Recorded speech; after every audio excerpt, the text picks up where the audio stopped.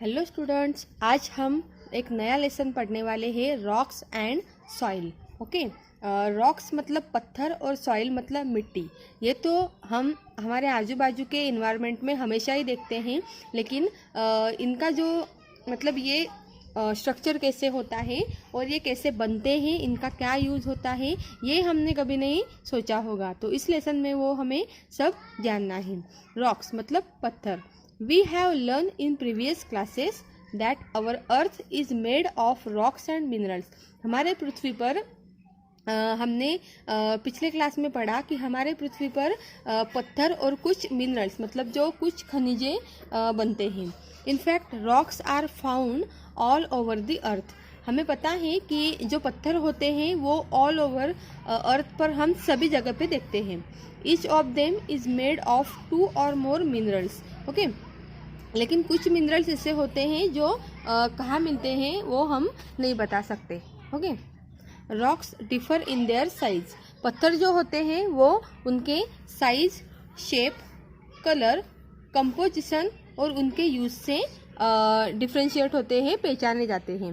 Okay, wind मतलब हवा, water मतलब पानी and temperature act continuously on the rock. हमें पता है कि पत्थर पे कंटिन्यूसली किसका ये होता है, तो हवा, पानी और टेम्परेचर वो हमेशा बाहर ही ऐसे ही पड़े रहते हैं, इसलिए उन पर पानी, पत्थर इनका जोर से जो होता है वो हमेशा मारा चलता रहता है। Okay, this results in breaking down of rocks into small and smaller pieces. Okay, इसके वजह से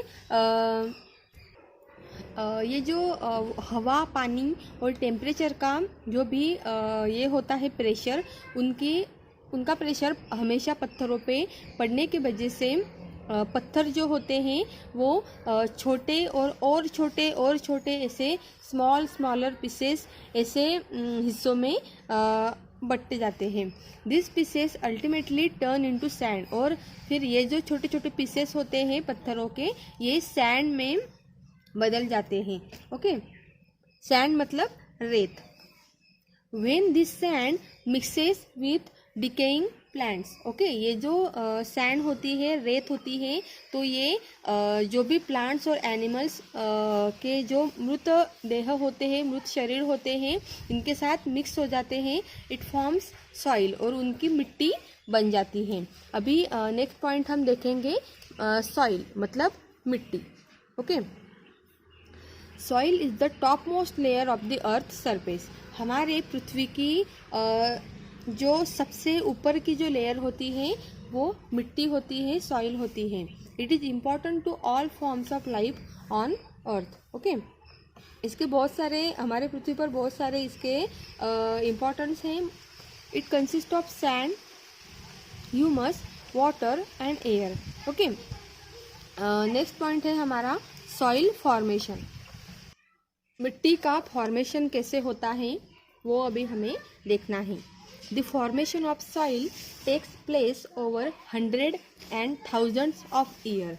ये जो मिट्टी का फॉर्मेशन है ये हम 1000 सालों से देखते आए हैं। Soil is form from the weathering of rocks and minerals. ये जो सॉइल होती है ये हवा, पानी के वजह से ही पूरी नष्ट हो जाती है और बनती भी उसी के वजह से है। The hard rocks present on the surface of the earth are heated up by the sun and cool down by rain and wind. ये जो पत्थर होते हैं, तो ये पत्थर हमारे अर्थ के सरफेस पर प्रेजेंट होते हैं और ये जो सूरज की गर्मी होती है उसके वजह से ये बहुत ज़्यादा गर्म हो जाते हैं और उसके बाद जब बरसात आती है और ठंडी हवा आती है तब ये ठंडे पड़ जाते हैं। Okay, due to this constant heating and cooling they develop cracks. Okay, तो ये कॉन्स्टेंटली उन पर ये हीटिंग और कूलिंग का जोरा पड़ता रहता है, इसके वजह से उन पर कुछ क्रैक्स आ जाते हैं। With the passage of time, और कुछ टाइम पास होने के बाद continuous action of wind, water and temperature, these cracks get bigger and bigger. और इस तरह से कंटिन्यू उन पर हवा पानी का जोर पड़ते जाता है और उसकी वजह से क्या होता है, ये जो पत्थरों पे क्रैक आते हैं ये बढ़ते ही जाते हैं, get bigger and bigger. As a result the rocks break up into smaller pieces. और एक बड़ा सा पत्थर जो होता है वो छोटे छोटे टुकड़ों में बढ़ जाता है. They are then carried away by wind and water. Okay, वो जो होते हैं वो हवा और पानी के वजह से बहते ही जाते हैं. When this pieces of rocks रब अगेंस्ट ईच अदर. और ये जो पत्थर होते हैं ये एक दूसरे पर ऐसे घिसते रहते हैं हमेशा. They further break into very tiny particles forming pebbles. और उसके वजह से वो जो पत्थर होते हैं वो एक दूसरे पर हमेशा ऐसे टकराने के वजह से वो छोटे छोटे एकदम टाइनी पार्टिकल में बदल जाते हैं और उसको बोलते हैं पेबल्स. पेबल्स मतलब कंकड़. Okay, gravel and finally sand. Pebbles के बाद वो कंकड़ की तरह ही छोटे और हो जाते हैं और छोटे हो जाते हैं और फिर उसके बाद डायरेक्टली वो सैंड में बदल जाते हैं. सैंड मतलब रेत. This sand gets mix with humus and forms soil.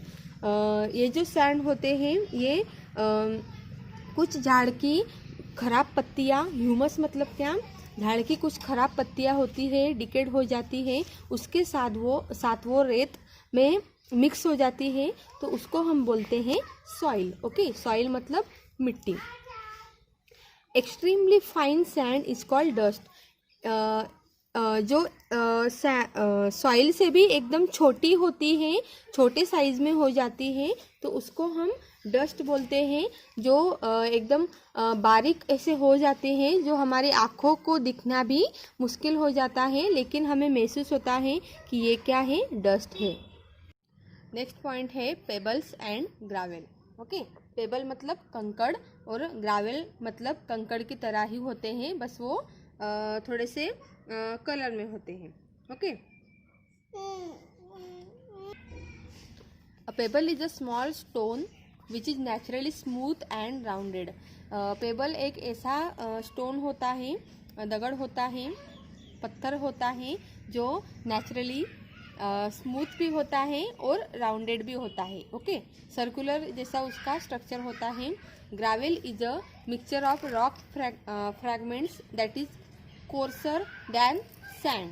Okay, वो रेत से थोड़ा सा कोर्सर मतलब थोड़ा सा मोटा होता है. ओके, इसको हम ग्रेवल बोलते हैं. Pebbles and gravel are form during the process of information of soil. Okay, pebbles और ग्रेवल जो होता है इनके फॉर्मेशन के प्रोसेस के वक्त, सॉइल के फॉर्मेशन के प्रोसेस के वक्त ये बनते हैं पेबल्स और gravel. Some of their uses are as follow. Okay, कुछ तो भी यूजेस इसके हैं. They are use in statue. ये जो होते हैं पेबल्स तो ये स्टेचू बनाने के लिए यूज करते हैं. उसके बाद फ्लोरिंग मतलब फर्श पे लगाने के लिए. पार्क्स में आप देखोगे तो इस तरह से लगाने के लिए ये पेबल्स यूज किए जाते हैं. कलर की तरह होते हैं ये. गार्डन्स में यूज करते हैं, फाउंटेन में यूज करते हैं और एक्सेट्रा. ओके, ग्रेवल जो होते हैं, gravel is widely use in concrete मतलब सीमेंट में ग्रेवल यूज होते हैं finally, and as a surfacing for roads and driveways. Okay, road के सरफेसिंग के लिए ये ग्रेवल बहुत ही अच्छी तरीके से यूज कर होते हैं. नेक्स्ट है types of soil. Okay, soil varies in colour, texture and composition. Okay, soil का जो कलर और टेक्सचर होता है वो पूरा अलग होता है. They are 3 types of soil. Soil के 3 टाइप्स होते हैं, सैंडी, क्ले और लोम. ओके, सैंडी मतलब रेत होती है और क्ले मतलब थोड़ी मिट्टी होती है, गीली मिट्टी जैसी होती है वैसी, और लोम मतलब चिकनी बुलई मिट्टी, उसको हम लोम बोलते हैं. ओके, तो सबसे पहले हम सैंडी सॉइल देखेंगे. Sandy soil consist of big sand particles. Okay, Sandy soil मतलब जो रेत के सबसे बड़े वाले पार्टिकल जो होते हैं उसको हम सैंडी सॉइल बोलते हैं. It is dry and light. ये कैसी होती है, एकदम ड्राई होती है और थोड़ी सी लाइट कलर में होती है। It does not hold much water, इसमें ज़्यादा पानी ये सोखती नहीं है। ओके, क्ले सॉइल हम देखेंगे, मतलब जो मिट्टी होती है, गीली मिट्टी, वो is compose of very fine particles, इसमें बहुत ही छोटे छोटे पार्टिकल्स होते हैं। It is sticky in nature and can hold a lot of water, ये बहुत सारा पानी सोख कर लेती है, इसकी वजह से ये चिपकती है, चिपकने के जैसा इसका नेचर होता है। नेक्स्ट जो है वो है टाइप लोम।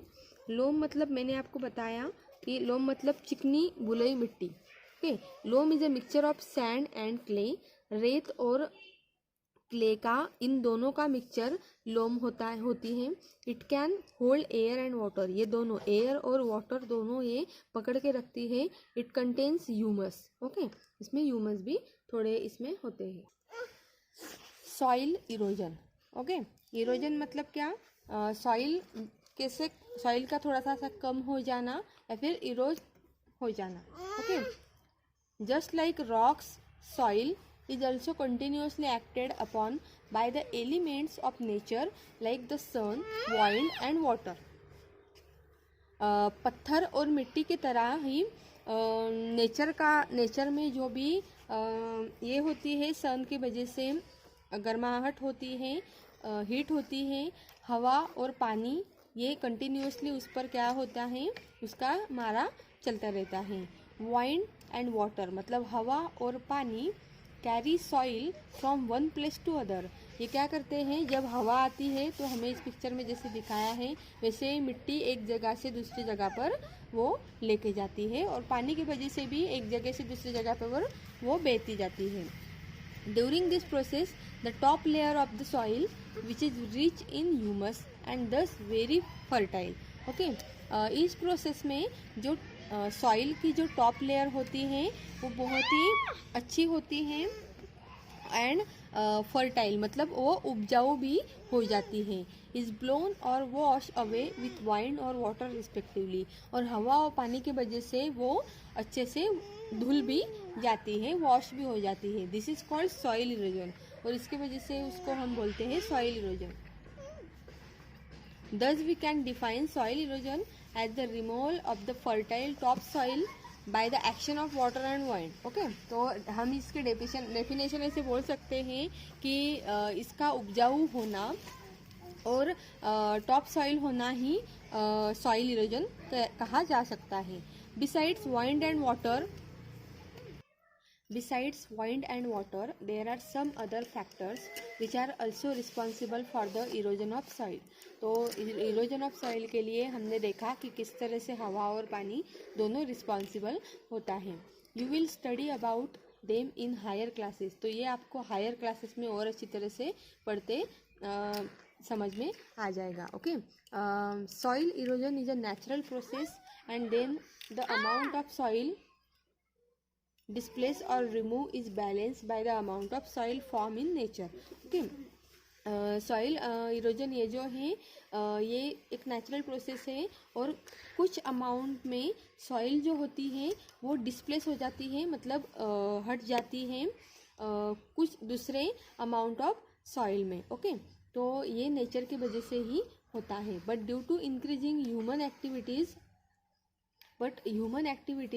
में जैसे कि कटिंग ऑफ ट्रीज, हम पेड़ पौधे को तोड़ देते हैं, बिल्डिंग ऑफ रोड बनाते हैं, बड़ी बड़ी इंडस्ट्रीज बनाते हैं, the pace at which soil is eroded, उसकी वजह से क्या हो जाता है, सॉइल जो है वो इरोडेड हो जाती है और is extending the pace at which soil is form. Okay, we need to take some immediate steps to stop this, तो हमें कुछ हद तक ये रोकना ही होगा, नहीं तो हमारी जो उपजाऊ मिट्टी है वो पूरी तरह से क्या हो जाएगी, ख़त्म हो जाएगी। अगर हम ऐसे ही पेड़ पौधे तोड़ते ही रह गए और ऐसे ही रोड्स वहाँ पे बनाते ही रह गए, तो ये जो मिट्टी है इसका जो भी क्वालिटी है वो ऐसे ही घटती रहेगी दिन ब दिन। Okay, we need to take some immediate steps to stop this. If we do not don't we will be left with very little soil and thus very few plants growing around us, hence our needs will not be fulfilled।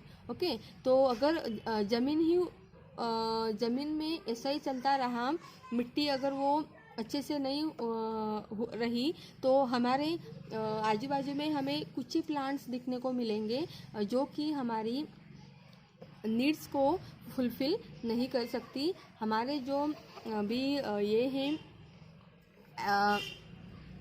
Agricultural जो भी हमारे हैं, तो वो बहुत ही जल्दी ख़त्म हो जाएगा।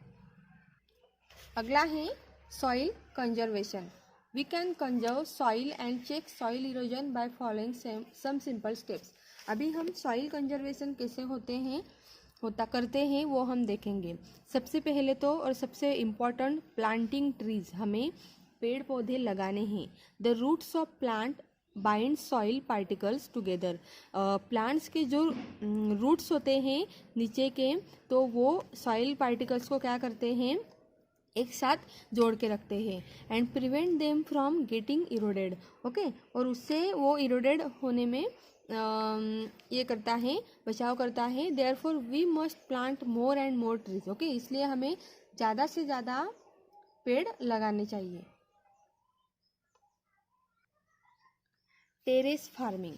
On the hills we can prevent soil erosion by making terrace along the slope. हम टेरेस पर भी पेड़ पौधे लगा के हम वैसे ही कर सकते हैं, सॉइल को बचा सकते हैं। This reduces the force with which water comes down the slope and thereby prevent soil from being wash away. Okay, उस अगर हम इस तरह से स्लोप बना देते हैं तो जो मिट्टी है वो अच्छे से वॉश होती रहेगी।